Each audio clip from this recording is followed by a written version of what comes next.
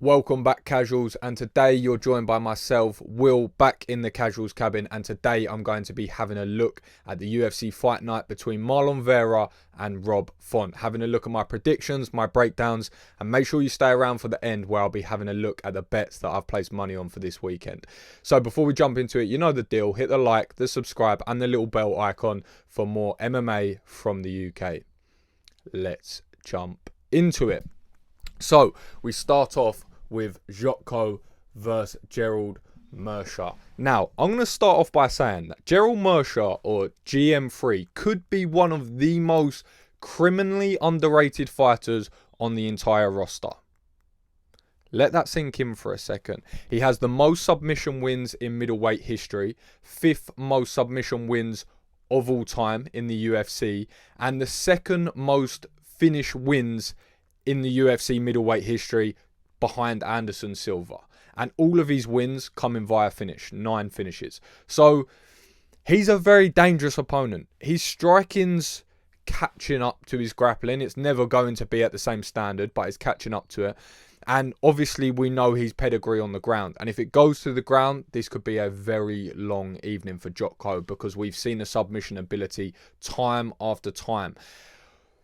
With Jotko, we know what he's going to look like. We know where his game plan's going to look like. He has decent striking. He plods along in fights. And I think he has 16 decision wins on his record. So we can sort of see the game plan which he's going to look to implement. Probably stay at range, cut some corners, and look to outpoint Gerald for the most part. Try and not engage, not come into clinch situations, and really try and stay out of the way of danger. Because if this stays on the feet, I can see him nicking the first, definitely, and possibly the second. I think the savviness and the veteran mind of GM3 in those later rounds is going to tell him, right, we need to make an adjustment here and we need to make some switches, which then we may see GM3 be forced into that clinch and that grappling situation. But we have a look at his record, Jotko. Like I said, we sort of know what we're getting. He's not going to be someone that troubles the top 15, and even if he were to go on a decent win streak, he's not someone which the UFC is probably going to push just because of his style. Like I said, 16 decision wins, and you have a look at all these wins: unanimous decision, split decision, unanimous decision. So I'm favouring GM3 in this. I think he's, like I said, I think he's criminally underrated, and I think he's got all the ability to nick a win here. And he's putting together a decent win streak. He's coming off that loss, obviously, to Khamzat Chimaev, but after that, he's been on a 3-fight win streak, and a lot of people have been overlooking him. He got a submission in the 3rd round towards the last seconds of the 3rd round in his last fight, and I think he's dangerous throughout it. And especially if we see Jotko potentially tire a little bit, even if there's been some grappling exchanges in the early minutes, if we see him tire a little bit towards the end, then I think this could be a long night. So I'm going to go Gerald Mercer on this one, and I'm going to go submission. But I think the betting line and the bookie's favourite is probably going to be edging towards a Jotko decision on this one if we're just looking at the cold hard statistics. Which brings us up to our next fight. The damage. Darren Elkins versus Tristan Connolly. Now, we know what we have in Darren Elkins. We have a grizzled vet who likes to get into wars and come out the other end of it with less fire. But looking at his record, we can see 27-10. He's seen a lot of damage, and we've sort of seen that materialise towards the latter end of his career. His last night out against Cub Swanson, I thought Cub Swanson looked incredible, to be perfectly honest. He came with a very tricky style to match up against, very low hands, popping shots from his pocket basically, and it was a tricky puzzle for Darren Elkins to figure out. But I think we've just seen him take so much damage, hence the name. He can't play into the style that he's always known. So having a look at Tristan Connolly, a very similar story, a very not old, But he's had a lot of fights and he's had a lot of experience. And I think that he's just coming off of a neck surgery, which you could look at and say he's been recovering, possibly not training. But also, when you look at their ages, you could also argue that the time away from taking damage for Tristan Connolly may go into his favour.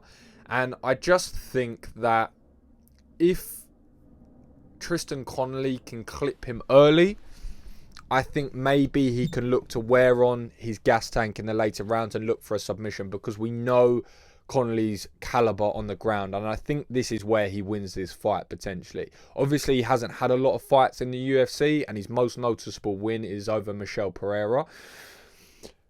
But I think he can just scrape through this. I think Darren Elkins, like I said, he's seen a lot of pictures up till now, and I think I'm slightly favouring Tristan Connolly. He's the betting underdog on this one. I think he's 2-1, but I'm leaning towards him, and I think there's a little bit of value in this one for him. Like I said, if it gets to those later rounds and he can clip Darren Elkins with a shot or two and just wobble him, not necessarily knock him out. If he can just wobble him and maybe snatch a neck, I think that's probably going to be his best way to victory in this one.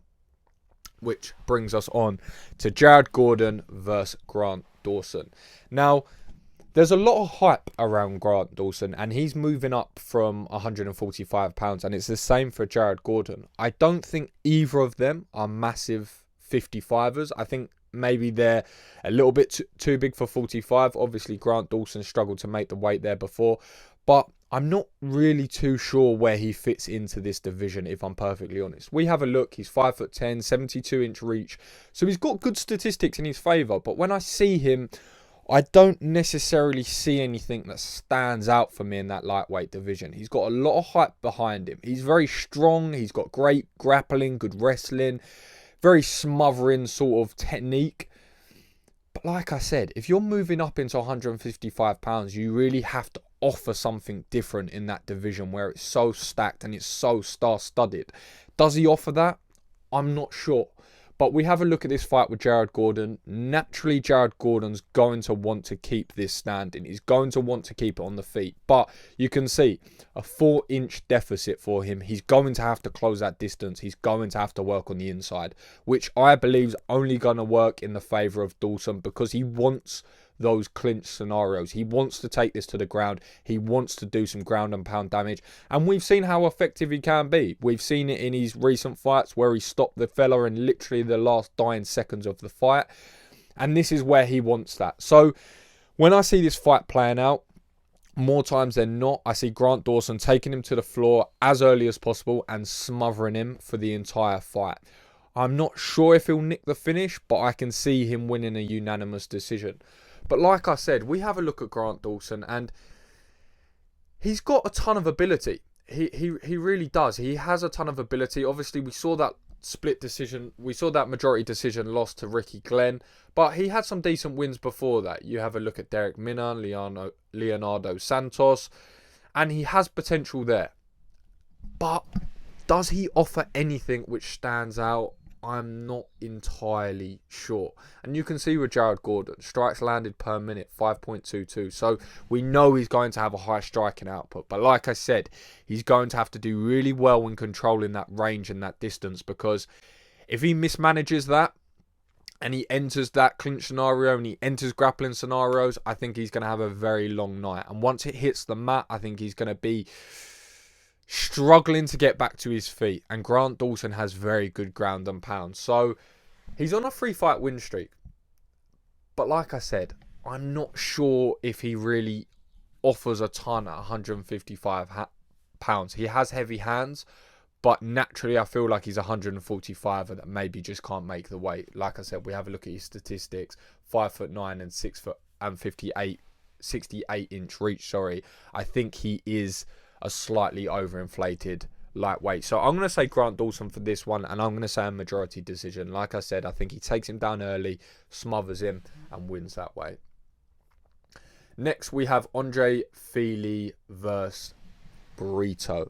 Now, Burrito, if you're not familiar with him, is coming off Dana White's Contender Series. He's had one fight in the UFC already, which he's lost. So he's very green, if you like, to the UFC experience. As you can see, he's 12-3 in his overall professional career. So he does have a lot of experience behind him, but not so much under the bright lights of the UFC banner. On the other hand, we have Andre Fili, Touchy Fili, one of my favourite nicknames actually, to be honest, who's been in the organisation for a very long time. As you can see, 21-8, so actually a very good and respectable record. He's quite big for the weight class again, just under 6 foot and a 74-inch reach. So he's naturally always going to have those advantages over anyone in that division. But the thing I noticed about Andre Fili when I listened to him in interviews and when I heard him in his post-fight press conferences is he really seems to be maturing into his character. He really seems to be maturing into his mindset. His lifestyle's coming together a lot more now, and how he views his fighting and his career. It's all coming into that maturation process towards not the latter end of his career, because he's only 31, but I think where he's been in the organisation for so long, he's really marinating all those things together, and I think we're seeing a better version of him every single time we see him. His last night out, I thought he was actually pretty impressive against Pineda. It was a no contest, but he was looking very good up till then.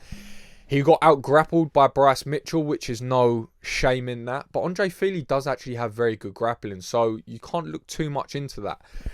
And you have a look through his record. He's fought the best of the best. Charles Jourdain, that's a win that's aged nicely. Sadiq Youssef, again, very talented. Michael Johnson, Dennis Bermudez. There's a lot of Calvin Kattar. There's a lot of talent on his record. And like I said, he's really been in there with the creme de la creme. So I think that favours him in this matchup, purely just down to experience and cage time and being able to set traps in there and seeing pictures that Burrito hasn't seen before.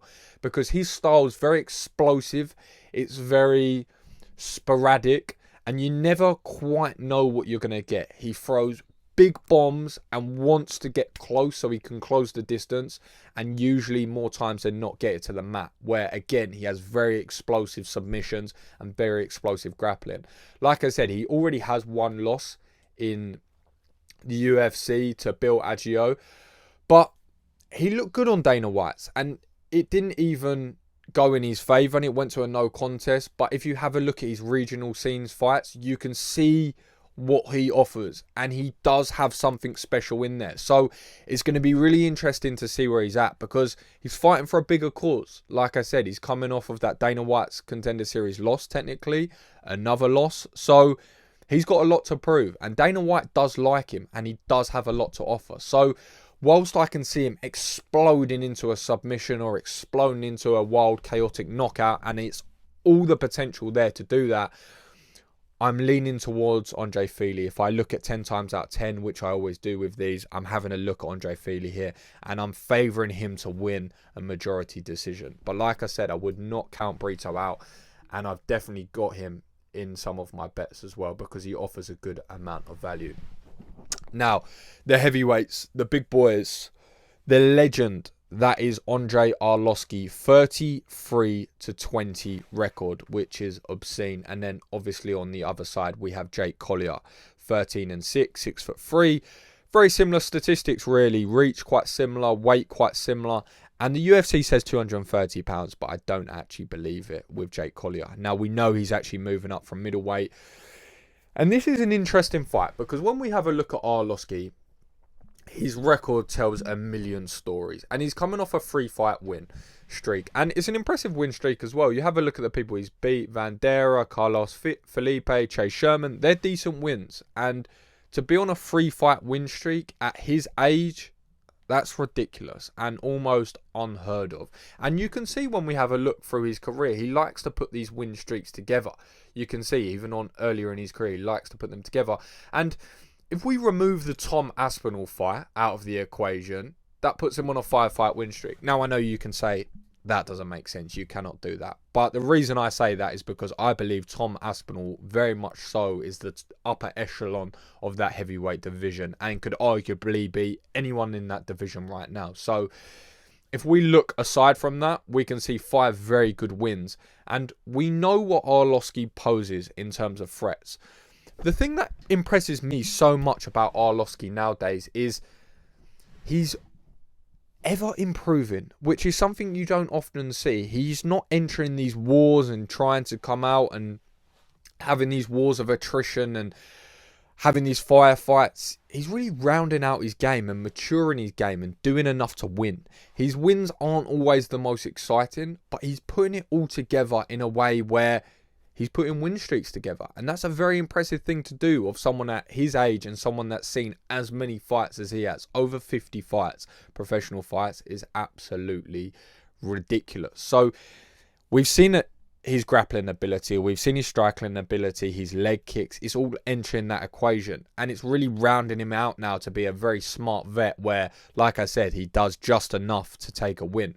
Now, on the other hand, we have a look at Jake Collier. Now, Jake Collier's most recent win against Chase Sherman, who just got released from the UFC, which probably tells you where his ability's at, and he is actually on the card. He's got reintroduced to the card with Alexander Romanov.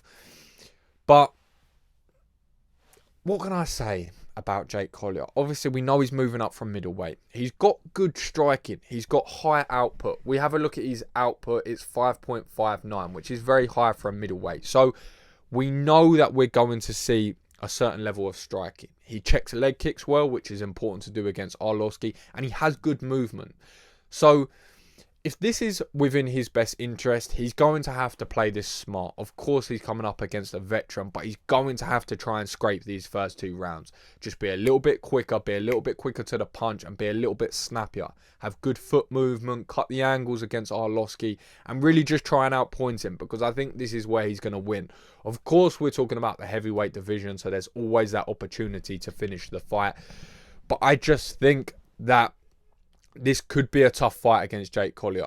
Now, he's the betting underdog. I think he's 2-1, so there is a little bit of good value in that. And Arlovski's coming off a 3-fight win streak, so some could argue it's about time that's probably ended. But I'm leaning towards Arlovski in this one. Like I said, I think he's doing a great job towards the end of his career of putting everything he's learnt together and doing enough to win. Is it the most exciting fights? No. Is it very strategic and a veteran move? Yes, and I don't want to bet against Arlovski again. So I'm going to say Arlovski on a majority decision on this one. Which brings us up to our main event, Rob Font v Marlon Chito Vera. Now, as you can see, I've left Rob Font's record from Arlovski's when I've been editing this. So that's not quite how many fights Rob Font's had, but he is very experienced. And he is a phenomenal fighter. Now, when we think of Rob Font, we think of his phenomenal boxing. We also sometimes forget about his very impressive kicks, because we see Chito Vera's kick against Frankie Edgar, but Rob Font's got that as well. He's very long, he's very rangy, he's very big for the weight class, but I think Chito Vera almost cancels this out. As you can see, 71-inch reach, 5'8". He's quite a big bantamweight, and he cuts quite a lot of weight to get there.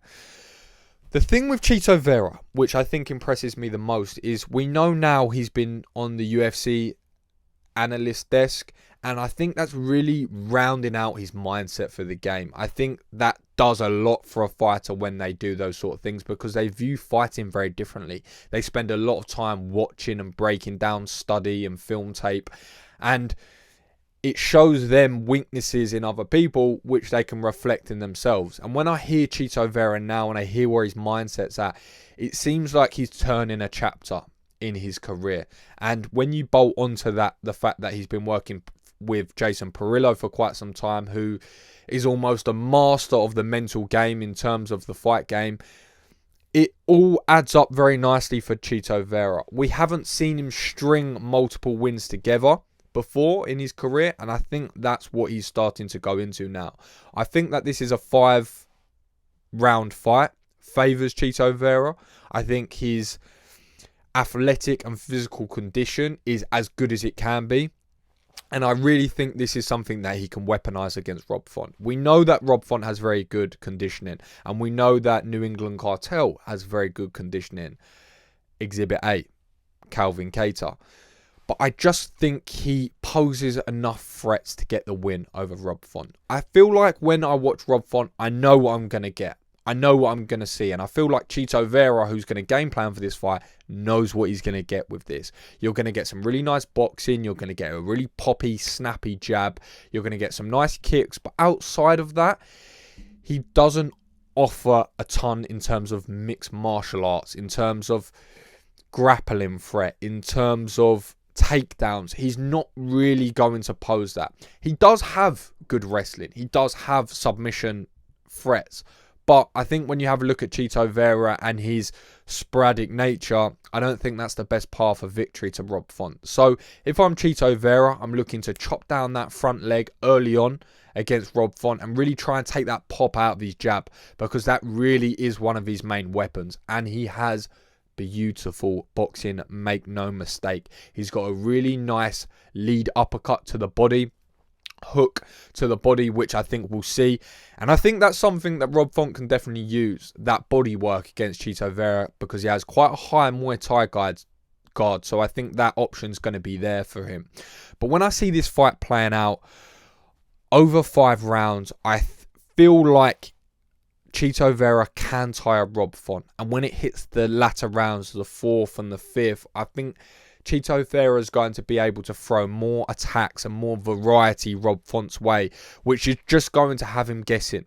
I can see him doing crazy things off his back, or throwing up flying triangles or arm bars, or flying knees and skip knees that we've seen, not just from Vera, to be fair. We've seen that from Rob Font. But the thing which we saw against Jose Aldo from Rob Font was he was just getting stung by the power of Jose Aldo. He was really getting stung, and we saw him get dropped multiple times. And I feel like Chito Vera can do that. I really, really do. Like I said, as it gets to those later rounds, I feel like Vera's conditioning is going to take over a little bit, and I'm starting to favour him. Of course, I can see a scenario, maybe 5-6 times out of 10, where Rob Font manages to sort of stay in that pocket, let his hands go, do some really nice work with the boxing, and just outsmart Chito Vera on the feet. But I think we're going to see a different chapter, like I said. I think the mindset of Chito Vera is in a place that we haven't seen it before. And he knows now that goal of the championship is so close that he's putting all of his might into this training. He's put all his attention into his conditioning. And I think he's really been channeling into this fight with Rob Font. And when I listen to him speak, it sounds like his mindset's in a better place than ever. And with Jason Perillo in his corner, I think that's a really dangerous combination. So I'm going to lean to Chito Vera in this fight.